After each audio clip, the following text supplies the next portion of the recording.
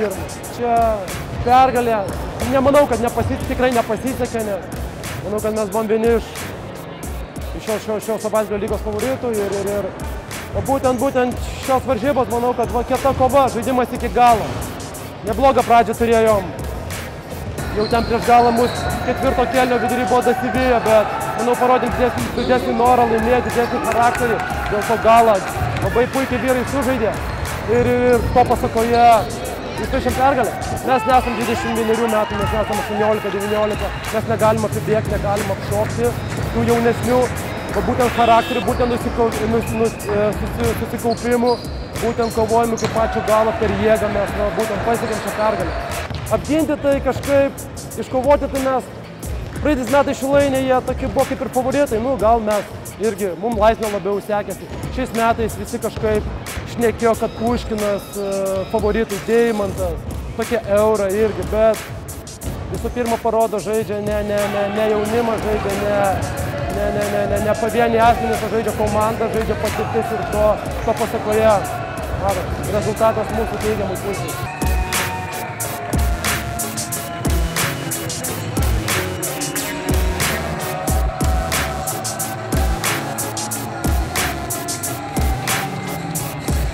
Iš tikrųjų labai sunku. Iš tikrųjų intriga didelė, noras veržtis į aikštelę didelis, bet ką padarysi, traumų daro savo.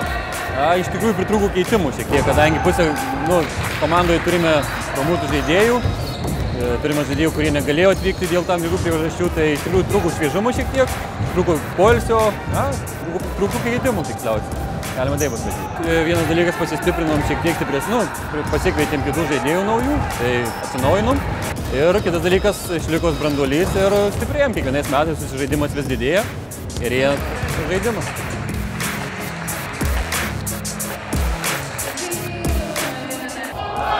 Užbaigtim patenkinti, bet planavom žaisti finalę, nes vis tiek pirmas rungtynės pusfinalį laimėjom 12 taškų ir antrose rungtynėse kažkiek lemtis mus truputį pristabdė, sakykim, taip, buvo sergančių, buvo traumuotų ir nesužaidėm, nepasisekė, gaila.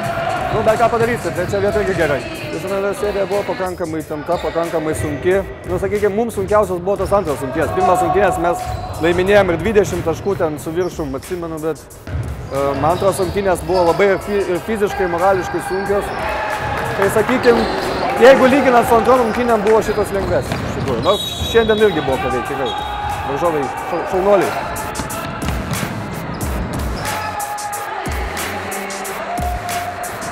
Savaitgalio lyga iš kitų Kauno Krepšinio mėgėjų lygos čempionatų išsiskiria savo savitumu, tokio unikalumu.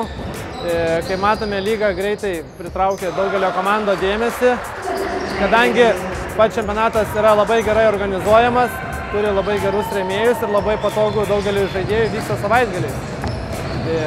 Mano komandai BC Spurtas šis čempionatas susiklostė, jau galima taip sakyti, vidutiniškai. Kaip matote, nepapuolėm į svarbiausias kovas, finalinį ketvirtą, kadangi, jeigu galima taip išsireikšti, pirmos 8 komandos yra labai lygiavertės ir nuolatos vyksta atkakli kova. Laukia naujas savaitgalio lygos pavasario čempionatas, kuriame, kaip mačiau, užsiregistravo jau daug komandų. Tai parodo, kad Kauno Krepšinio mėgėjų lygos, sakykime, direktorius ir visa vadovybė juda teisinga linkme.